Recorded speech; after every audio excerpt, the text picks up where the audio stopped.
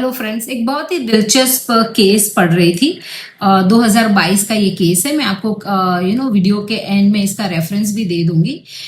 तो मेरे केस के रिलेटेड एक क्वेश्चन था कि क्या सिर्फ पढ़े लिखे होने से, यानी कि वाइफ जो है वो एडुकेटेड होने की वजह से उसकी मेंटेनेंस की एप्लीकेशन खारिज हो सकती है? तो जानते हैं कि सुप्रीम कोर्ट ने क्या कहा। तो पहले मैं आपको केस के बारे में बता दूं कि दीपक और अंजू का ये केस है।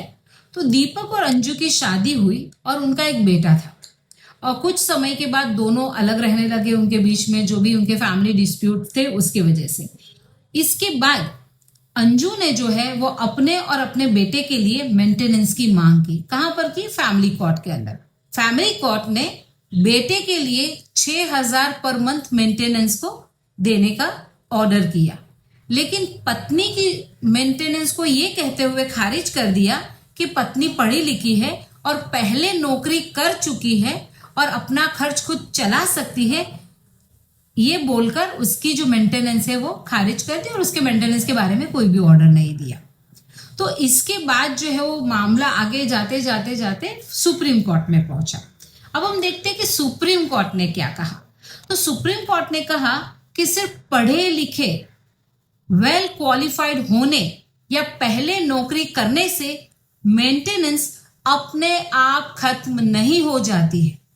अगर पत्नी हकीकत में अपना खर्च नहीं चला पा रही है और पति काम करने की क्षमता यानी कि कैपेसिटी ऑफ अर्न रखता है, तो सिर्फ मेरे पास नौकरी नहीं है ये कहकर पति मेंटेनेंस देने से बच नहीं सकता है, और वाइफ जो है वो एडुकेटेड है और पहले कमाती थी ये बोलकर मेंटेनेंस से बचा नहीं जा सकता है। तो इस फैसले से हमें ये जानकारी मिलती है कि कोर्ट जो है वो सिर्फ डिग्री या नौकरी नहीं देखती है। कोर्ट ये भी देखती है कि दोनों की असली आर्थिक परिस्थिति यानी कि फाइनेंशियल कंडीशन क्या है और कानून के हिसाब से किसे कितनी मेंटेनेंस मिलनी चाहिए। अगर केस के रेफरेंस के बारे में मैं कहूं तो केस का जो नाम है वो है Anuj Garg versus Deepak Kumar Garg, criminal appeal number 1693 of 2022, जो सुप्रीम कोर्ट ऑफ इंडिया में थी और जिसका जजमेंट जो है वो 28 सितंबर 2022 को आया।